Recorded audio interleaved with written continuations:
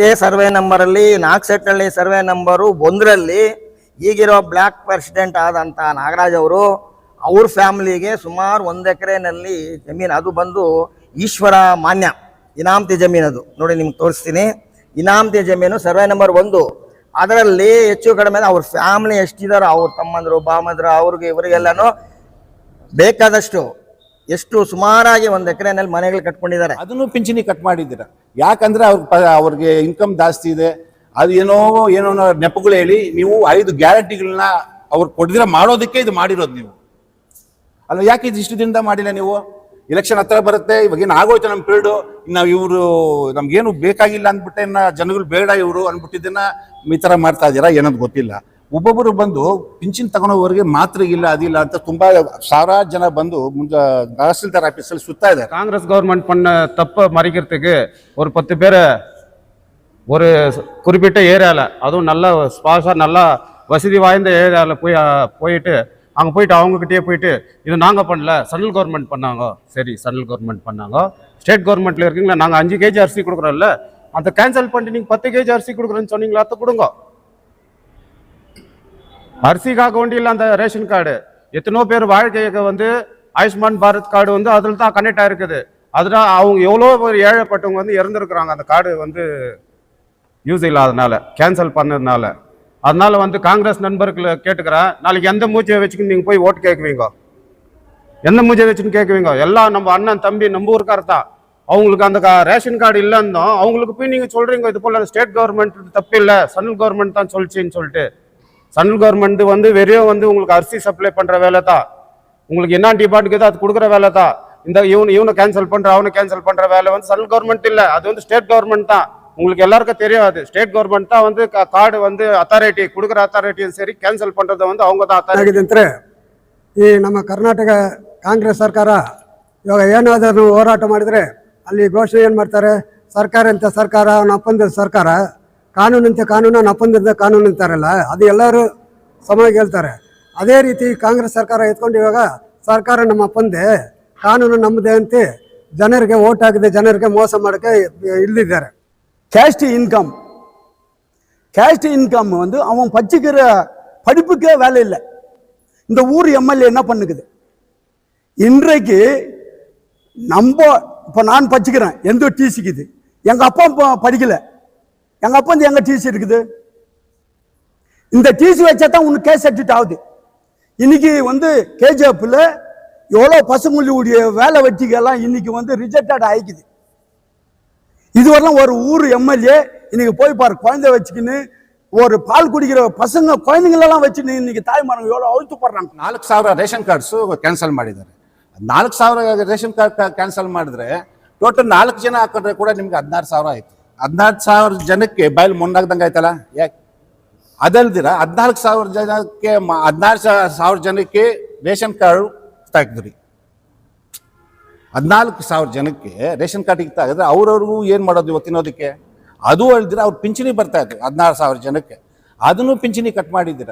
ಯಾಕಂದ್ರೆ ಅವ್ರಿಗೆ ಇನ್ಕಮ್ ಜಾಸ್ತಿ ಇದೆ, ಅದು ಏನೋ ನೆಪಗಳು ಹೇಳಿ ನೀವು 5 ಗ್ಯಾರಂಟಿಗಳನ್ನ ಅವ್ರು ಕೊಡ್ದಿರ ಮಾಡೋದಕ್ಕೆ ಇದು ಮಾಡಿರೋದು ನೀವು ಅಲ್ಲ. ಯಾಕೆ ಇದು ಇಷ್ಟು ದಿನದಿಂದ ಮಾಡಿಲ್ಲ ನೀವು? ಎಲೆಕ್ಷನ್ ಹತ್ರ ಬರುತ್ತೆ, ಇವಾಗ ಏನು ಆಗೋಯ್ತು ನಮ್ಮ ಪೀರಿಯಡು, ನಾವು ಇವರು ನಮ್ಗೇನು ಬೇಕಾಗಿಲ್ಲ ಅಂದ್ಬಿಟ್ಟೆ ಜನಗಳು ಬೇಡ ಇವರು ಅಂದ್ಬಿಟ್ಟಿದ್ದನ್ನ ಈ ಥರ ಮಾಡ್ತಾ ಇದ್ದೀರಾ ಏನಂತ ಗೊತ್ತಿಲ್ಲ. ಒಬ್ಬೊಬ್ಬರು ಬಂದು ಪಿಂಚಿನ್ ತಗೊಳೋವರೆಗೆ ಮಾತ್ರ ಇಲ್ಲ ಅದಿಲ್ಲ ಅಂತ ತುಂಬಾ ಸಾವಿರಾರು ಜನ ಬಂದು ಮುಂದೆ ತಹಸೀಲ್ದಾರ್ ಆಫೀಸಲ್ಲಿ ಸುತ್ತಾ ಇದ್ದಾರೆ. ಅದು ವಯಸ್ಸಾದವರು. ಅದು ಕೇಳಿದ್ರೆ ಏನಂತ ಹೇಳ್ತೀರಾ? ಅವ್ರ ಮಕ್ಕಳು 15,000 ಸಂಪಾದಿಸ್ತಾರೆ, ಆ ರೇಷನ್ ಕಾರ್ಡ್ ಇರೋರು 10,000 ಸಂಪಾದಿಸ್ತಾರೆ, ಅದು ಅವರೇಜ್ ಎಲ್ಲೋ ಹೋಗುತ್ತೆ ಅಂತೀರಾ. ಯಾಕೆ ಅವ್ರ ಮಾತ್ರ ಕಿತ್ತಾಕಿ ಓಲ್ಡ್ ಪೆನ್ಷನ್ ಅವ್ರು ಕೊಡ್ರಿ, ರೇಷನ್ ಕಾರ್ಡ್ ತಂದೆ ತಾಯಿ ಇರ್ತಲ್ಲ ಅವ್ರು ಕೊಡ್ರಿ, ನೀವು ರೇಷನ್ ಕಾರ್ಡ್ ಹಾಕಿ ಮಕ್ಕಳಿಗೆ ಕಿತ್ತಾಕ್ರಿ. ಇವಾಗ ಒಬ್ಬರಿಗೆ 5 kg ಕೊಡಂಗಿದ್ರೆ ಅದು 4 ಜನ ಇದೆ 20 kg ಕೊಡ್ತಾ ಇದ್ವಿ, ಅಟ್ಲೀಸ್ಟ್ 10 kg ಕೊಡ್ರಿ ಅವ್ರಿಗೆ. ಪಾಪ ತಂದೆ ತಾಯಿ ಮಕ್ಕಳನ್ನ ಯಾರು ನೋಡ್ಕೊಂತ ಇದಾರೆ ಇವಾಗ ಅಲ್ವಾ? ಇದೆಲ್ಲ ಯೋಚನೆ ಮಾಡಿದ್ರೆ ಎಲ್ಲ ಕ್ಯಾನ್ಸಲ್ ಮಾಡಿಬಿಟ್ರಿ. ಇವತ್ತೊಂದು ಯಾವ್ದು ಪ್ರೆಸ್ ಮೀಟ್ ಇಕ್ಕಿದ್ದೀರಾ, ಯಾರೋ ಅಲ್ಲಿಂದ ಬರ್ತಾರೆ, ಯಾರೋ ಮಾಡ್ತಾರೆ, ಏನೋ ಮಾಡ್ತಾರೆ ಅನ್ಬಿಟ್ಟಿದ್ದೆ ಎಲ್ಲ ಮಾಡಿ ಜನಗಳ ಬಾಯಲ್ಲಿ ಮೊನ್ನಾಗ್ತಾ ಇದ್ದೀರಾ. ಇವತ್ತೆಷ್ಟು ಜನ ಬಾಧೆ ಬೀಳ್ತಾ ಇದಾರೆ, ಪಿಂಚಣಿ ಇಲ್ದಿರಾ, ರೇಷನ್ ಕಾರ್ಡ್ ಇಲ್ದಿರಾ.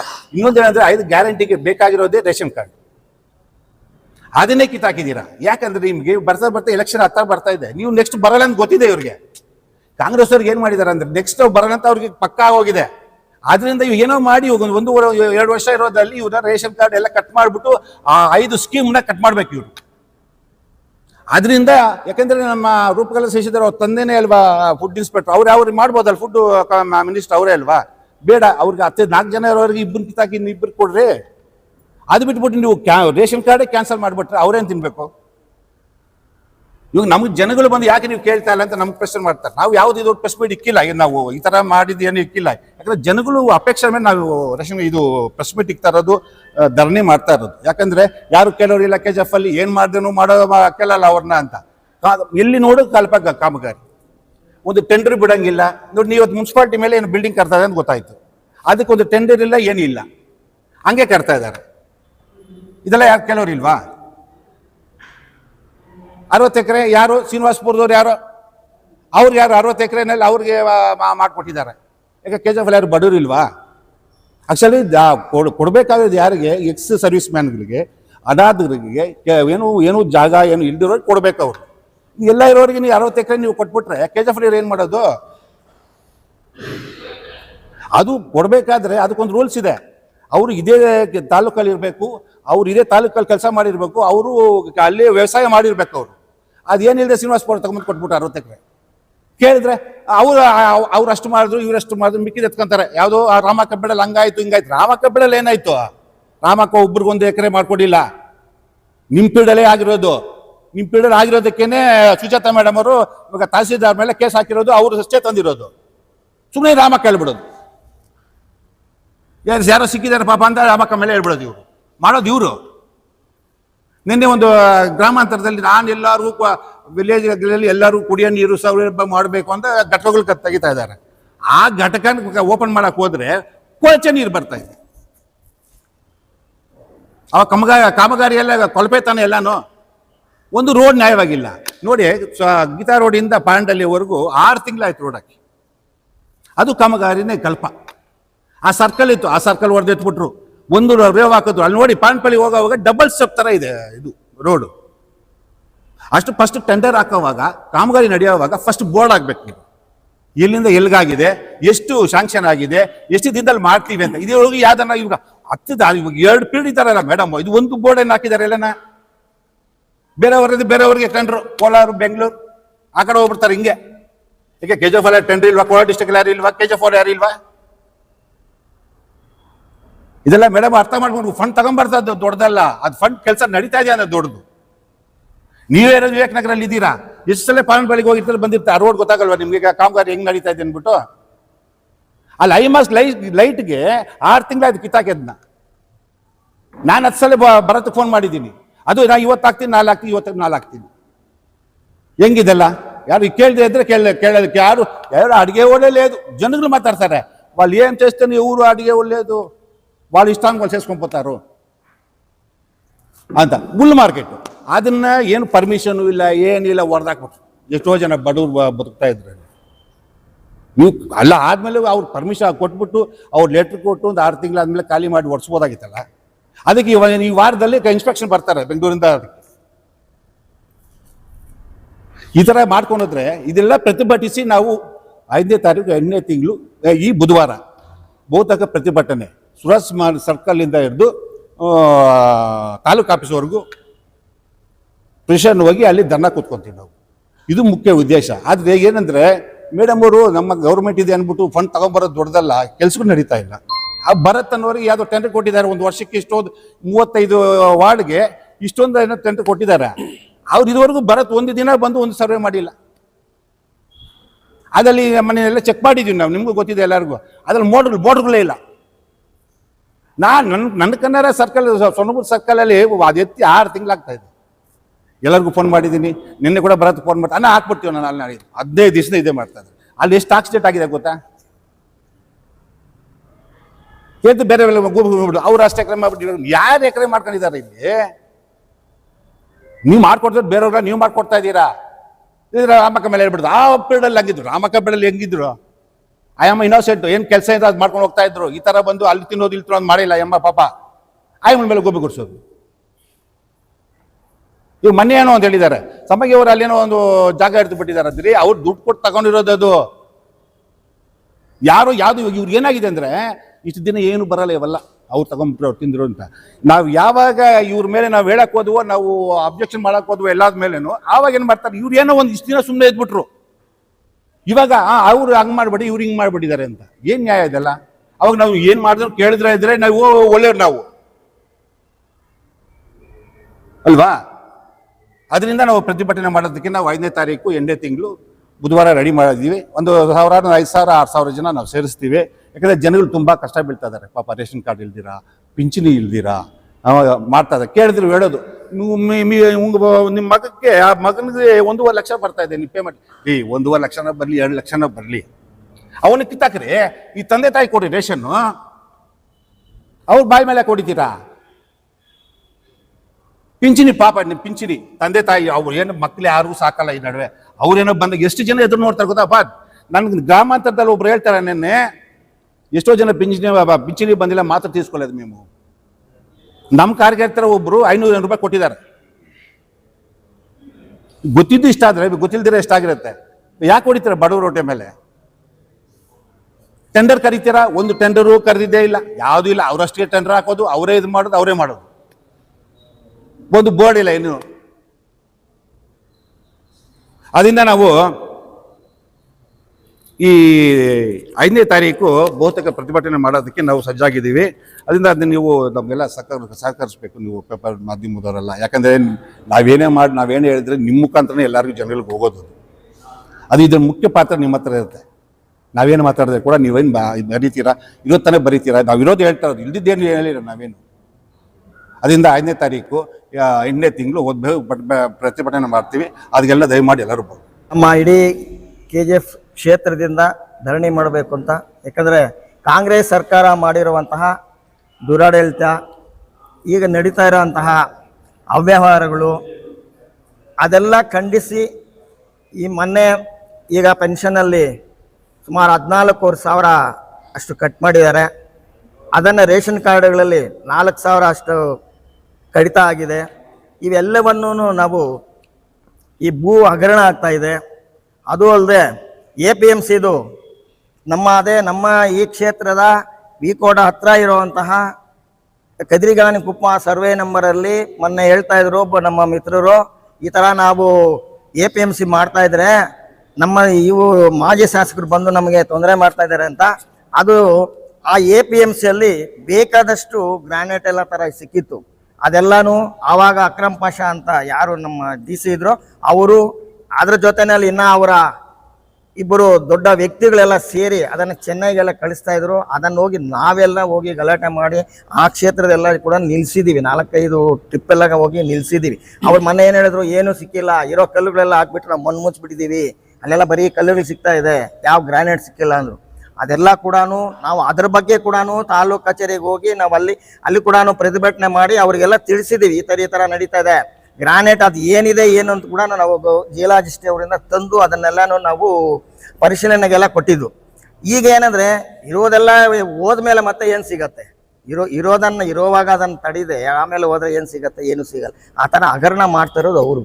ಇಲ್ಲೇನಾಗಿದೆ, ಇದೇ ಸರ್ವೆ ನಂಬರಲ್ಲಿ 4 ಸೆಟ್ನಲ್ಲಿ ಸರ್ವೆ ನಂಬರು 1ರಲ್ಲಿ ಈಗಿರೋ ಬ್ಲ್ಯಾಕ್ ಪ್ರೆಸಿಡೆಂಟ್ ಆದಂಥ ನಾಗರಾಜ್ ಅವರು ಅವ್ರ ಫ್ಯಾಮಿಲಿಗೆ ಸುಮಾರು 1 ಎಕರೆನಲ್ಲಿ ಜಮೀನು, ಅದು ಬಂದು ಈಶ್ವರ ಮಾನ್ಯ ಇನಾಮತಿ ಜಮೀನು. ಅದು ನೋಡಿ ನಿಮ್ಗೆ ತೋರಿಸ್ತೀನಿ. ಇನಾಮತಿ ಜಮೀನು ಸರ್ವೆ ನಂಬರ್ 1. ಅದರಲ್ಲಿ ಹೆಚ್ಚು ಕಡಿಮೆ ಅವ್ರ ಫ್ಯಾಮಿಲಿ ಎಷ್ಟಿದಾರೋ, ಅವ್ರ ತಮ್ಮಂದರು ಬಾಮಂದರು ಅವ್ರಿಗೆ ಇವರಿಗೆಲ್ಲನೂ ಬೇಕಾದಷ್ಟು ಎಷ್ಟು ಸುಮಾರಾಗಿ 1 ಎಕರೆನಲ್ಲಿ ಮನೆಗಳು ಕಟ್ಕೊಂಡಿದ್ದಾರೆ. ಈಗ ಅದನ್ನು ನಾವು ಈಗ DC ಆಲ್ರೆಡಿ ನಾವು ಈಗ ಕೊಡ್ತಾ ಇದ್ದೀವಿ. ತಹಸೀಲ್ದಾರ್ಗೂ ಇದನ್ನು ಎನ್ಕ್ವೈರಿ ಮಾಡೋಕ್ಕೆ ನಾವು ಕೊಡ್ತಾ ಇದ್ದೀವಿ. ಆ ಥರ ಮಾಡ್ತಾ ಇರೋದು ಅವರು. ಇನ್ನೊಬ್ಬರ ಮೇಲೆ ಅವರು ಹಂಗೆ ಮಾಡಿದ್ದಾರೆ ಹಿಂಗೆ ಮಾಡಿದ್ದಾರೆ ಆ ಮಾಡಿ ಅಂತ ಹೇಳಿದ್ರೆ, ಈಗ ಇರೋದನ್ನು ಏನಾದರೂ ಕರೆಕ್ಟಾಗಿ ಏನು ನಿಜವಾಗಿದ್ದರೆ ಅದು ಯಾರಾದರೂ ಆಗಲಿ, ನಾನು ಮೊನ್ನೆ ಕೂಡ ಪ್ರೆಸ್ ಮೀಟಲ್ಲಿ ಹೇಳಿದೆ, ಅವರು ಶಾಸಕರೇ ಆಗಲಿ ಮಾಜಿ ಶಾಸಕರಾಗಲಿ ಯಾರಾದರೂ ಆಗಲಿ ತಪ್ಪು ಮಾಡಿದರೆ ತಪ್ಪೇ. ಆ ತಪ್ಪನ್ನು ಅವರು ಯಾರಾದರೂ ಆಗಲಿ ಅವ್ರು ಶಿಕ್ಷೆ ಆಗಲೇಬೇಕು. ಇಲ್ಲ ಸರ್ಕಾರಕ್ಕೆ ಅವ್ರು ತೊಗೊಂಡಿದ್ರೆ ಆ ಜಮೀನನ್ನು ಬೇಕಾದ ಸರ್ಕಾರ ತೊಗೋಬೋದು. ಅದ್ರ ಬಗ್ಗೆ ಯಾರೂ ಇಲ್ಲಿ ಇದೇಳಲಿಲ್ಲ. ಯಾಕಂದರೆ ಈಗ ಅವ್ರು ಮಾಡೋದ್ರಲ್ಲಿ ಯಾವುದೆಲ್ಲ ಮುಚ್ಚಿಟ್ಕೊಳ್ಳೋದು. ಇದು ಯಾಕೆ ಹೇಳ್ಬಾರ್ದಾಗಿತ್ತು? ಈ ಥರ ನಾವು ರೇಷನ್ ಕಾರ್ಡ್ ಇಷ್ಟು ಕಟ್ ಮಾಡಿದ್ದೀವಿ, ಇಷ್ಟು ಪ್ರಾಬ್ಲಮ್ ಆಗಿದೆ, ಜನಕ್ಕೆ ಬಂದು ಹೇಳ್ಬೋದಾಗಿತ್ತಲ್ಲ, ಈ ಥರ ಆಗಿದೆ, ಇಲ್ಲ ನಾವು ಸರಿ ಮಾಡಿಕೊಡ್ತೀವಿ ಅಂತ ಹೇಳ್ಬೋದಾಗಿತ್ತು. ಅವ್ರ ಶಾಸಕರು ಬಂದು ಹೇಳ್ಬೋದಾಗಿತ್ತು, ಇಲ್ಲ ಅವರ ಇವರೆಲ್ಲ ಬಂದು ಹೇಳ್ಬೋದಾಗಿತ್ತು. ಯಾರು ಹೇಳಿಲ್ವಲ್ಲ. ಅದಿಲ್ಲ, ಈಗ ನೀವೇ ಇದ್ಕೊಂಡು ನೀವು ಇಷ್ಟೆಲ್ಲ ಬ್ಲ್ಯಾಕ್ ಪ್ರೆಸಿಡೆಂಟ್ ಆಗಿ ನೀವು ಇದ್ಕೊಂಡು ನೀವು ಹೋಗಿ ನಿಮ್ಮ ಸ್ವಂತವ್ರಿಗೆ ನೀವು ಮನೆಗಳು ಕಟ್ಕೊಂಡು ನೀವು ಇದ್ದೀರಲ್ಲ, ಅದು ಯಾವುದು ದೇವಸ್ಥಾನ ಮಿನಾಂತಿ ಸರ್ವೆ ನಂಬರ್ 1. ಬೇಕಾದ್ರೆ ನೀವು ನೋಡ್ಬೋದು. ಈಗ ದಿಶಾಂಕಲ್ ಹೋದ್ರೆ ನಿಮಗೆ ಗೊತ್ತಾಗತ್ತೆ ಎಷ್ಟೋಗಿದೆ ಅಂತ. 2 ಎಕರೆ 31 ಗುಂಟೆನಲ್ಲಿ ಅಷ್ಟೆಲ್ಲ ನೀವು ಮಾಡಿದರೆ ಎಲ್ಲ ಸರಿ ಇರುತ್ತೆ. ಬೇರೆಯವ್ರೇನಾದರೂ ಅದು ಸರಿ ಇಲ್ದವ್ರೆ ಕೂಡ ಕರೆಕ್ಟಾಗಿ ಮಾಡಿದ್ರೆ ಕೂಡ ಅದನ್ನು ತೆಗೆದು ಹಗರಣಕ್ಕೆ ಹಾಕೋದಾ? ಈಗ 525 ಎಕರೆ ಅಂದರು, ಎಲ್ಲಿ ಬಂತು 525 ಎಕರೆ? ಯಾರು ಮಾಡಿದ್ರು? ಅವರೇನೋ ಮಾಡ್ಕೊಂಡಿದ್ರ? ರಾಮಕ್ಕ ಅವರ ಸಹಿಯನ್ನ ಅವರೇ ಅಧಿಕಾರಿಗಳು ಮಾಡಿ 15 ಜನ ಅಧಿಕಾರಿಗಳೀಗ ಸಸ್ಪೆಂಡ್ ಆಗಿದ್ದಾರೆ. ನಿಮಗೂ ಗೊತ್ತಲ್ಲ ಏನಾಗಿದೆ ಏನು ಅಂತ. ಈ ಥರ ಎಲ್ಲ ಮಾಡ್ತಾ ಇರೋ ವಿಚಾರದಲ್ಲಿ ಇನ್ನೊಬ್ಬರ ಮೇಲೆ ಸುಮ್ಮನೆ ಯಾವುದೋ ಒಂದು, ಈಗ ನಾವು ಬರಬೇಕು ಪ್ರೆಸ್ ಹತ್ರ ಏನೋ ಒಂದು ಹೇಳ್ಬಿಡ್ಬೇಕು, ನಿಮ್ಮ ಹತ್ರ ಹೇಳ್ಬಿಟ್ರೆ ಏನೋ ಆಯಿತು ಏನೋ ಒಂದು ಹೇಳ್ಬೇಡ ಅನ್ನೋ ಉದ್ದೇಶದ. ಇದು ನಾವು ಆ ಥರ ಮಾಡೋಕ್ಕೆ ಹೋಗಲ್ಲ.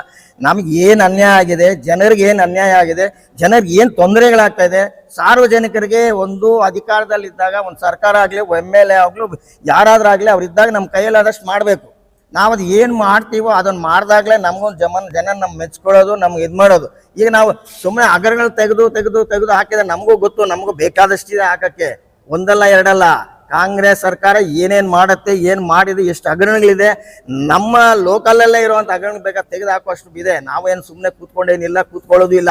ನೀವು ಸುಮ್ಮನೆ ಈ ಥರ ಇಲ್ಲದೆ ಸಲ್ಲದೆ ಇರೋದೆಲ್ಲ ಮಾಡ್ತಾ ಇದ್ರೆ ನಿಮ್ಮ ಅದನ್ನು ಅನುಭವಿಸ್ತೀರಾ ನೀವು. ಯಾಕಂದರೆ ಈಗ ಯಾವುದೋ 1-2 ಇಲ್ಲದೆ ಇರೋದನ್ನ ನೀವು ತೋರಿಸಿರಿದ, ನಾವು ಇರೋದನ್ನ ತೋರಿಸ್ತಾ ಇದ್ದೀವಿ. ಈಗ ನೋಡಿ, ನೀವು ಪ್ರೆಸ್ ಅವ್ರು ನಿಮ್ಗೆ ಈಗಲೂ ನಾನು ಇದು ತೋರಿಸ್ತೀನಿ. ಇದು ನೋಡಿ, ನೀವು ಇದು ಸರ್ವೆ ನಂಬರು 1ರಲ್ಲಿ ನಾಗಸೆಟ್ಟಹಳ್ಳಿ ಸರ್ವೆ ನಂಬರ್ 1ರಲ್ಲಿ ಅದು 2 ಎಕರೆ 31 ಗುಂಟೆ ಯಾಕೆ ಬರುತ್ತೆ ನೋಡಿ, ಹೆಂಗೆ ಬರುತ್ತೆ?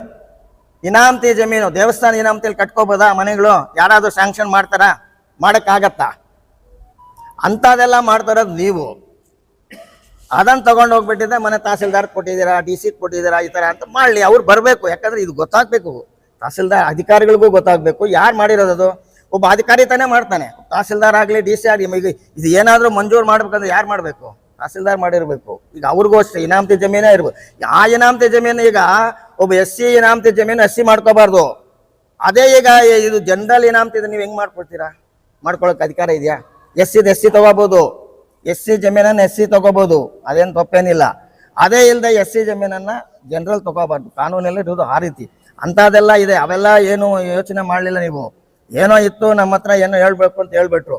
ಇದಕ್ಕೇನು ಏನು ಈಗ ಈ ಅಧ್ಯಕ್ಷರು ಏನಂತ ಆನ್ಸರ್ ಕೊಡ್ತಾರೆ? ಕೊಳ್ಳಿ, ಏನು ನಾವೇನು ಮಾಡಿದೀವಿ, ಯಾಕೆ ನಾವು ಮನೆ ಕಟ್ಕೊಂಡಿಲ್ಲ, ಅದು ಇನಾಮತಿ ಹೌದಾ ಅಲ್ವಾ ಅಂತ. ದೇವಸ್ಥಾನ ಇನಾಮತಿನಲ್ಲಿ ದೇವಸ್ಥಾನ ಕೊಡಬೇಕು. ಅದು ಎಷ್ಟಾದ್ರೂ ಇರಲಿ, 1 ಎಕರೆ ಇರಲಿ, 2 ಎಕರೆ ಇರಲಿ, 10 ಎಕರೆ ಇರಲಿ. ಈಗಿರೋ ಕಾನೂನು ಪ್ರಕಾರ ದೇವಸ್ಥಾನ ಹೆಸರಿದೆ, ದೇವಸ್ಥಾನದ್ದೇ.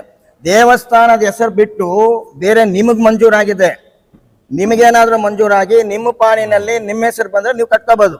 ಈಗ ಅರ್ಚಕರಿಗೆ ಏನು ಮಾಡ್ತಾರೆ ಅಂದರೆ ದೇವಸ್ಥಾನ ಇನಾಮತಿ ಅಂತ ಫಸ್ಟು ಸ್ಟಾರ್ಟ್ ಮಾಡ್ತಾರೆ. ಮಾಡಿದಾಗ ಆ ಇನಾಮತಿ ಜಮೀನಲ್ಲ ಅವ್ರ ಅರ್ಚಕ ಯಾರು ಇರ್ತಾರೋ ಅವರು ಅನುಭವದಲ್ಲಿದ್ದಾಗ ಅವ್ರು ಕೊಟ್ಟಿರ್ತಾರೆ ಹೆಸರು, ಅದು ಅವ್ರದ್ದಾಗತ್ತೆ. ಅದೇ ಬಿಟ್ಟು ದೇವಸ್ಥಾನದ ಹೆಸರಿದ್ದಾಗ ಅದು ದೇವಸ್ಥಾನದ್ದೇ. ಅದು ಯಾವಾಗಲೂ ಅಷ್ಟೇ, ಅದು ಕಾನೂನಲ್ಲಿ ಇರೋದು ಅದೇ ಥರನೇ. ನೀವೇನೇನೀಗ ದೇವಸ್ಥಾನ ಇನಾಮತಿನಲ್ಲೇ ನೀವು ಈಗ ಕಟ್ಕೊಂಡು ಇನ್ನೊಬ್ಬರ ಮೇಲೆ ಹೇಳ್ಬೇಕು ಅಂದರೆ ನಾವಿಲ್ಲಿ ಸರಿಯಾಗಿ ಹೋಗ್ಬೇಕು. ನಾವು ಹೋಗ್ತಾರ ದಾರಿ ಕರೆಕ್ಟ್ ಆಗಿದೆಯಾ? ನಾವು ಇನ್ನೊಬ್ಬರ ಮೇಲೆ ಏನಾದರೂ ಹೇಳ್ಬೋದು, ಅದನ್ನು ತಿಳ್ಕೋಬೇಕು ಅಷ್ಟೇ. ನಮ್ಮ ಈ ಕಾಂಗ್ರೆಸ್ ಮಿತ್ರರು ಏನು ಮಾಡ್ತಾ ಇದ್ದಾರೆ ಅಂದರೆ ಇಲ್ಲದೆ ಸಲ್ದೆಲ್ಲ ತೆಗೆದು ಮಾಡ್ತಾ ಇದ್ದಾರೆ. ಅದಕ್ಕೋಸ್ಕರ ನಾಳೆ 5ನೇ ತಾರೀಕು ಬೃಹತ್ವಾಗಿ ನಾವು, ಯಾಕೆಂದರೆ ಇಡೀ ಕ್ಷೇತ್ರದಿಂದ ಹೆಚ್ಚಿನ ಸಂಖ್ಯೆಯಲ್ಲಿ ಬಂದು ಸುರಾಜ್ಮಲ್ ಸರ್ಕಲಿಂದ ನಮ್ಮ ತಾಲೂಕು ಆಫೀಸ್ಗೆ ಮುತ್ತಿಗೆ ಹಾಕಿ ಅವರಿಗೆ ನಮ್ಗೆ ಇಲ್ಲಿ ನಡೆದಿರೋ ಅನ್ಯಾಯಗಳೆಲ್ಲ ಅವ್ರಿಗೆ ಅಧಿಕಾರಿಗಳಿಗೆ ತಿಳಿಸಿ ಅದನ್ನು ಸರಿ ಮಾಡ್ತಾರಾ ಇಲ್ವಾ ಅಂತ ನೋಡಿ. ಇಲ್ಲ ಅಂದರೆ ಮತ್ತೆ ನಾವು DC ಆಫೀಸ್ಗೆ ಹೋಗ್ತೀವಿ. ಮತ್ತೆ ಅಲ್ಲಿನೂ ನಮಗೆ ನ್ಯಾಯ ಸಿಗಲಿಲ್ಲ ಅಂದರೆ ನಾವು ವಿಧಾನಸೌಧಗೆ ಹೋಗಿ ಅಲ್ಲಿ ಏನು ಮಾಡಬೇಕು ಅಂತ ಏನು ಅಂತ ನಾವೆಲ್ಲನೂ ಒಂದು ರೂಟ್ ಮ್ಯಾಪ್ ಇದೆ ನಮ್ಮ ಹತ್ರ, ಆ ಥರ ಮಾಡ್ತೀವಿ. ಯಾಕಂದರೆ ಅದೆಲ್ಲನೂ ಮಾಡದೇ ಇದ್ದರೆ ಇವ್ರು ಎಚ್ಚೆತ್ಕೊಳ್ಳಲ್ಲ, ಇವರಿಂದ ಅನ್ಯಾಯ ನಡೀತಾನೆ ಇದೆ. ನಾವು ಕೂಡ 3 ವರ್ಷ ಸುಮ್ಮನೆ ಯಾಕಿದ್ದೀವಿ ಅಂದರೆ ಮಾಡೋರಿಗೆ ಏನಂತ ಮೊನ್ನೆ ಕೂಡ ಅಂದ್ಬಿಟ್ರು, ನಾವು APMC ಮಾಡ್ತಾ ಇದ್ರೆ ನಮ್ಗೆ ಅಡ್ಡ ಬಂದರು ಅಂತ. ಈಗ ಅಡ್ಡ ಬಂದಿರೋದು ಯಾಕೆ ಬಂದ್ರು ಅಡ್ಡ ಅದು ಕೇಳಿಲ್ವಲ್ಲ. ಒಬ್ಬ ಅಧಿಕಾರಿ ನೀವೇನು ಮಾಡ್ತಾ ಇದ್ದೀರಾ? ಈಗ ಇದನ್ನು ನಾವು ಯಾಕೆ ತೆಗಿಬೇಕಾಗಿತ್ತು? ದೇವಸ್ಥಾನದ ಬಂದ ಯಾಕೆ ತೆಗಿಬೇಕಾಗಿತ್ತು? ನೀವು ತೆಗೆದಿದ್ದೀರಾ, ನೀವು ಅನ್ಯಾಯ ಮಾಡ್ತಾ ಇರೋದು, ನಾವಲ್ಲ ಅನ್ಯಾಯ ಮಾಡ್ತಾ ಇರೋದು. ಅದಕ್ಕೋಸ್ಕರ ಏನಂದರೆ ನೀವು ಯಾವುದು ನ್ಯಾಯಬದ್ಧವಾಗಿದೆಯೋ ಮಾಡಿ, ಬೇಡ ಅಂತ ಯಾರು ಹೇಳಲ್ಲ. ನಾವು ಎಲ್ಲರೂ ಅಷ್ಟೇ, ನೀವು ಅಷ್ಟೇ ಸಾರ್ವಜನಿಕರಿಗೆ ಒಳ್ಳೇದು ಮಾಡೋಕ್ಕೆ ಬರಬೇಕಾದ್ರು ನಾವು ಅಷ್ಟೇ, ನಾವು ಸಾರ್ವಜನಿಕ ಒಳ್ಳೇದು ಮಾಡಬೇಕು. ನಿಮ್ಮಲ್ಲಿ ಏನೇನು ಬರುತ್ತೋ, ಏನು ತಪ್ಪುಗಳಿದೆ ಎಲ್ಲನೂ ನಾವು ಪಟ್ಟಿ ಮಾಡ್ತಾನೆ ಇದ್ದೀವಿ, ಮಾಡ್ತಾನೆ ಇರ್ತೀವಿ. ಆಯಿತಾ? ಸುಮ್ಮನೆ ಒಬ್ಬರ ಮೇಲೆ ಗುಬೆ ಕುಡಿಸೋದು, ಒಬ್ಬರ ಮೇಲೆ ಸುಳ್ಳು ಆರೋಪ ಮಾಡೋದು ಇವೆಲ್ಲ ಸರಿಯಲ್ಲ ಅಂತ ಅವ್ರು ತಿಳ್ಕೊಬೇಕು ಅಂತ ತಮ್ಮೆಲ್ಲರ ಮಾಧ್ಯಮದ ಪರವಾಗಿ ನಾನು ಹೇಳ್ತೀನಿ ಅವ್ರಿಗೆ. அந்த காங்கிரஸ் கவர்மெண்ட் பண்ண தப்பை மறைக்கிறதுக்கு ஒரு 10 பேரை ஒரு குறிப்பிட்ட ஏரியாவில், அதுவும் நல்ல ஸ்பாஸாக நல்லா வசதி வாய்ந்த ஏரியாவில் போயிட்டு அங்கே போயிட்டு அவங்கக்கிட்டே போயிட்டு இது நாங்கள் பண்ணல, சென்ட்ரல் கவர்மெண்ட் பண்ணாங்க. சரி, சென்ட்ரல் கவர்மெண்ட் பண்ணாங்க, ஸ்டேட் கவர்மெண்ட்டில் இருக்கீங்களா, நாங்கள் 5 kg அரிசி கொடுக்குறோம்ல, அதை கேன்சல் பண்ணிட்டு நீங்கள் 10 kg அரிசி கொடுக்குறேன்னு சொன்னீங்களா, அதை கொடுங்க. அரிசிக்காக வேண்டியில் அந்த ரேஷன் கார்டு எத்தனோ பேர் வாழ்க்கைக்கு வந்து ஆயுஷ்மான் பாரத் கார்டு வந்து அதில் தான் கனெக்ட் ஆகிருக்குது. அதனால அவங்க எவ்வளோ பேர் ஏழைப்பட்டவங்க வந்து இறந்துருக்குறாங்க அந்த கார்டு வந்து யூஸ் இல்லாதனால, கேன்சல் பண்ணதுனால. அதனால வந்து காங்கிரஸ் நண்பர்களை கேட்டுக்கிறேன், நாளைக்கு எந்த மூச்சையை வச்சுக்கின்னு நீங்கள் போய் ஓட்டு கேட்குவீங்க? எந்த மூச்சையை வச்சுன்னு கேட்குவீங்க? எல்லாம் நம்ம அண்ணன் தம்பி நம்ம ஊருக்கார தான். அவங்களுக்கு அந்த ரேஷன் கார்டு இல்லைன்னு அவங்களுக்கு போய் நீங்கள் சொல்கிறீங்க இது போல் ஸ்டேட் கவர்மெண்ட் தப்பு இல்லை, சென்ட்ரல் கவர்மெண்ட் தான் சொல்லிச்சின்னு சொல்லிட்டு. சென்ட்ரல் கவர்மெண்ட் வந்து வெறும் வந்து உங்களுக்கு அரிசி சப்ளை பண்ணுற வேலை தான், உங்களுக்கு என்ன டிபார்ட்மெண்ட் அது கொடுக்குற வேலை தான். இந்த இவனை கேன்சல் பண்ணுற அவனை கேன்சல் பண்ணுற வேலை வந்து சென்ட்ரல் கவர்மெண்ட் இல்லை, அது வந்து ஸ்டேட் கவர்மெண்ட் தான். உங்களுக்கு எல்லாருக்கும் தெரியாது, ஸ்டேட் கவர்மெண்ட் தான் வந்து கார்டு வந்து அத்தாரிட்டி கொடுக்குற அத்தாரிட்டியும் சரி, கேன்சல் பண்ணுறது வந்து அவங்க தான் அத்தாரிட்டி. அதனால வந்து பொய் பிரச்சாரம் தயவு சேர்ந்து காங்கிரஸ் சர்க்கார் பண்ணாதீங்க. இந்த 1000 ரூபாய் பென்ஷன் கொடுக்கறதுனால வந்து உங்கள் கவர்மெண்ட் ஒன்று கவுந்து போகிறதில்ல. ஃபுட் மினிஸ்டர் நீங்கள் தான், உங்கள் அப்பா தானே, சொல்லுங்க, அவங்ககிட்ட பேசுங்க. அதிகாரம் இருக்குது, அதிகாரம் என்னத்துக்கு? ஏழைங்களுக்காக தான் அதிகாரம். அதை விட்டு இது அவங்க பண்ணிட்டாங்க, இது இவங்க பண்ணிட்டாங்க, சின்ன பிள்ளை தனமா பண்ணுறது வந்து காங்கிரஸ்கார் விட்டுடணும். தயவுசெய்து உங்களை கேட்குற எல்லாம் நம்ம ஊருக்காருக்கு நம்ம சப்போர்ட் பண்ணோம். கட்சி பாகுபாடு விட்டு தயவுசெய்து வந்து ஏழைங்களுக்கு ஹெல்ப் பண்ணி பாருங்க. இன்னைக்கு கூட நீங்கள் போய் அந்த மீட்டிங்கில் பார்த்தீங்களா, இதுதான் நடக்கும். நீங்கள் வந்து இவ்வளோ சம்பளம், உன் பிள்ளை இவ்வளோ சம்பளம், அப்போ நீங்கள் சொல்கிறது பார்த்தா எந்த பிள்ளையும் சம்பளம் வாங்கக்கூடாது, ஏழையாகவே இருக்கணும், அவன் வந்து முன்னேறக்கூடாது. கொடுங்க 5 kg அரிசினால என்ன போயிட்டு போகுது? உங்களுக்கு என்ன போயிட்டு போகுது சொல்லுங்க? எவ்வளோ நீங்கள் பார்த்தீங்களா அந்த ரோட்டில் அந்த லாரியில் வரும்போது எவ்வளோ அரிசி கீழே கொட்டிடுது டிரான்ஸ்போர்ட் டைமில். அந்த அரிசி கூட இல்லை நம்ம ஊர் ஜனங்கள். கர்நாடகா ஃபுல்லாக எத்தனோ லட்சம் கார்டுங்களை வந்து கேன்சல் பண்ணிடுறாங்க. எதனாலனா அந்த 5 ஸ்கீமை வந்து கொடுக்கறதுக்கு முடியல இவங்களால. அந்த 5 ஸ்கீம் கொடுக்க முடியாதனால வந்து இது போல் போய் சொல்லு சென்ட்ரல் கவர்மெண்ட் மேலே வச்சுக்கின்னு இது போல் நாடகம் நடிச்சுருக்கிறாங்க. தயவுசெய்து காங்கிரஸ்காரங்க அதுக்கு மரியாதைங்க. தயவுசெய்து நெக்ஸ்ட் ஓட்டு நீங்க இல்லை யாருமே போய் கேட்க முடியாது. ரேஷன் கார்டுன்ற ஒரு மெயின், பென்ஷன் ஒரு வீட்டுக்கு ஒருத்தர் தான் இருக்கிறாங்க. அதனால தயவுசெய்து ஏழைகளுக்கு ஹெல்ப் பண்ணணுன்ட்டு காங்கிரஸ்காரர் கேட்டுக்கிறேன். இந்த கேஜப் மக்கள் இன்னைக்கு அடிபட்டுக்கிறாங்கன்னு இந்த நான் என்னுடைய வார்த்தை தயவுசெய்து இது முக்கியமாக வீடியோவில் போடணும். First number 1 caste income. Caste income வந்து அவன் பச்சிக்கிற படிப்புக்கே வேலை இல்லை. இந்த ஊர் எம்எல்ஏ என்ன பண்ணுக்குது? இன்றைக்கு நம்ம இப்போ நான் பச்சிக்கிறேன், எந்த டிசிக்குது, எங்கள் அப்பா படிக்கல, எங்கள் அப்பா வந்து எங்கே டிசி இருக்குது? இந்த டிசி வச்சா தான் உனக்கு கேஸ் சர்டிஃபிகேட் ஆகுது. இன்னைக்கு வந்து கேஜிஎஃப்ல எவ்வளோ பசங்களுடைய வேலை வெட்டிக்கெல்லாம் இன்னைக்கு வந்து ரிஜெக்டட் ஆகிக்குது. இதுவரெல்லாம் ஒரு ஊர் எம்எல்ஏ இன்னைக்கு போய் பாரு, குழந்தை வச்சுக்கின்னு ஒரு பால் குடிக்கிற பசங்க குழந்தைங்களெல்லாம் வச்சுன்னு இன்னைக்கு தாய்மாரங்க எவ்வளோ அழுத்து போடுறாங்க. இந்த ஊர் எம்எல்ஏ எங்க போய்க்கிறார்?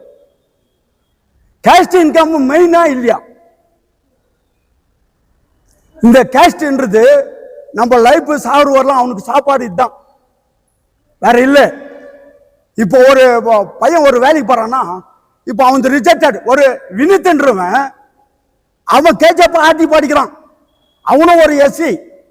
இன்றைக்கு 5 வருஷமா 6 வருஷமா அந்த இதுல இருக்கிறான்னா ஊர் எம்எல்ஏ கையில் இருக்குது. இன்றைக்கு போய் மா நீ ரீசன் சொல்லு, மா வந்து இப்படி இருக்குது இந்த மாதிரி இருக்குதுன்னு. அவங்க என்ன பண்றாங்க, இன்னைக்கு கோர்ட்ல பாண்டு 300 ரூபாய் பாண்டு, அதெல்லாம் செல்வத்துக்கு 1000 ரூபாய் வாங்குறான் ஒரு கேஷ் இன்கம்க்கு. இந்த 1000 ரூபாய் போய் உள்ள போட்டோன்னு ஈஜா வந்து உங்க ரிஜெக்டட், கவர்மெண்ட்டுக்கு பணம் போகுது. எது பிரியா விட்டு கொல்லாச்சுன்னு வர, கரண்ட் பில்ல கொல்லாச்சுன்னு வர, பஸ் இதுல கொல்லாச்சுன்னு வரீங்க. இது வரலாம் இந்த மாதிரி பண்ணுகிறீங்க நீங்க ஊர்ல.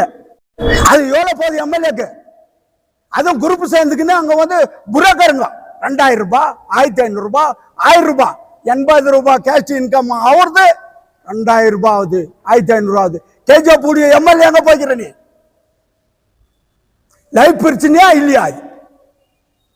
இன்றைக்கு கேஸ்ட் இல்லைன்னா இல்லை, இன்கம் இல்லைன்னா வயசானவங்க அவங்களுக்கு இல்லை. Ration card number 2 ration card இன்றைக்கு ஒரு பையன் இருந்தா கூட அந்த ரேஷன் கார்டு கேன்சல். இதே இந்த கேன்சல் ஆகுறது ஒரு பேட்ச் அனுப்பி, அதுவும் எங்க அசோக நகர் சொந்த வீட்டுல, மா உன் பையன் வேலை செய்யறாமா, ஒரு மாதத்துக்கு எவ்வளோமா, 30,000 ரூபாய் வருஷத்துக்கு. இதே கான்ட்ராக்ட் சேருவேன், சென்ட்ரிங் அடிக்கிறவன் ஒரு நாளைக்கு 1000 ரூபாய் வாங்குறானா இல்லையா சார்? அவனுக்கு மாசத்துக்கு எவ்வளோ அது பேமெண்ட்? 30,000 ரூபாய், 25,000 ரூபாய் வச்சுக்கோ. அப்ப எவ்வளவு ஆகுது பேமெண்ட்? நீ சம்பாதிக்கலையா? நீ கோடி கோடியா கொள்ளைச்சுன்னு வச்சுக்கிறீங்க, ஏழை வைத்தீங்களா வச்சுக்கிறீங்களா? அந்த அந்த நம்பி அந்த நாஸ்டாக் வைக்கிறோம், அது வித்து சில வீட்டுல ரேஷன் அரிசி வித்து எண்ணெய் வாங்குறாங்க, கடுகு சீரகு வாங்குறாங்க, பூண்டு வெங்காயம் வாங்குறாங்க. இந்த நிலைமையில இருக்கிறாங்க கேஜிஎஃப்ல. நீ லக்ஸுரியா மாசத்துக்கு 1 லட்சம் ரூபாய் வாங்கி போய் வீட்டுல நீ அறிமா இதுவரை நீ இப்ப ரேஷன் அரிசி பாத்துக்கிறீங்களா? உங்க அப்பன் காலத்துல இருந்து இன்னும் வரலாம். இப்ப 35 வருஷமா நீ எந்த எம்பி எந்த ஒரு ரோடு நீ போட்டுக்கிற, எந்த ஒரு தண்டவாளம் போட்டுக்கிற, எந்த ஒரு நீ ரயில்வே மினிஸ்டர் இருந்தா, ரோடு மினிஸ்டர் இருந்தா, இண்டஸ்ட்ரியல் மினிஸ்டர், இதுவரைலாம் கேஜிஎஃப் போர்டு தாங்கது இண்டஸ்ட்ரியல் ஆயிடுச்சுன்னு ஒருத்தர் சொன்னாரு. 4 வருஷத்துக்கு முன்ன ஒருத்தர் சொன்னாரு, இவட்ட அப்பா மேடம் அவரு 600 ஏக்கரா வாங்கிட்டாங்க இண்டஸ்ட்ரியல் போடும், இன்னைக்கு தீபாவளினாரு. இது ஆயிடுச்சு 2.5 வருஷம். எங்க சார் போச்சு அது? 600 ஏக்கரா எங்க போச்சு? ஒரு ரேஷன் எடுத்துங்க, அவங்களுக்கு அந்த நாஸ்டாவும் எதுவும் அவங்களுக்கு அட்ஜஸ்ட் ஆயின்னு எல்லாத்தையும் பண்ணாங்க. சில ஏழைங்க அந்த மாதிரி எல்லாம் பண்ணி அந்த ரேஷனை நம்பின்னு போயிச்சுன்னுக்குறாங்க. எத்தனை பேர் வித்து மாத்திரைங்க வாங்குறாங்க. 3வது பிஞ்சின்னு. இன்னைக்கு பிஞ்சின்னு 14,000 பேருக்கு கட் ஆகிக்குது. 14,000 பேர் இந்த 4 மாசத்துக்கு முன்ன யாரும் வீட்டுல வேலை செய்யலையா? சென்ட்ரல் கவர்மெண்ட் உடைய பிஞ்சின் இது. நீ இதுக்கு பத்தல அதுக்கு பத்தல எல்லாத்துக்கும் பத்தல கர்நாடகால டி.கே. சிவகுமார் வந்து தான் அந்த நிலைமைக்கு ஆகுது. ஏன் ஒரு லோக்கல் எம்எல்ஏ விதான சபையில ஃபைட் பண்ணு. கேஜிஎஃப் மக்கள் உடைய ஏழை எங்களுக்கு ரேஷன் கொடு, பின்ஷன் கொடு, எல்லாத்தையும் பண்ணு. சென்ட்ரல் கவர்மெண்ட் 28 ஸ்டேட்டுக்கு சார் இந்தியாவில் 27 ஸ்டேட்ல யாரும் இல்லை. எல்லாம் ஒரு ஆந்திரால 4,000 ரூபாய் கொடுக்குறான் பின்ஷனு. 27 ஸ்டேட்ல பின்ஷனும் வருது, ரேஷன் கார்டு வருது, அவன் எம்ப்ளாய் கொடுக்கட்டும், எல்லாத்துக்கும் ரேஷன் கார்டு வருது, பின்ஷன் வருது, எல்லாம் வருது. கர்நாடகா வண்டி ஏன் வரல? ஏன் 4 மாதத்துக்கு முன்ன வேலை செய்யலாமா? பசங்க வேலை செய்யல. 5 பேர் ஒரு வீட்டுல வேலை செய்யலையா? இப்பதான் 4 மாசமா வேலை செய்யறானுங்களா? இதுல சொல்லுங்க சார். நீங்க இப்பதான் செய்யறாங்களா? அந்த 4 மாதத்துல தான் எல்லாரும் வீட்லயும் 30 வாங்குறான், 50 வாங்குறான், 80 வாங்குறான், 90 வாங்குறான். இதுக்கு முன்ன வாங்கல யாரும்?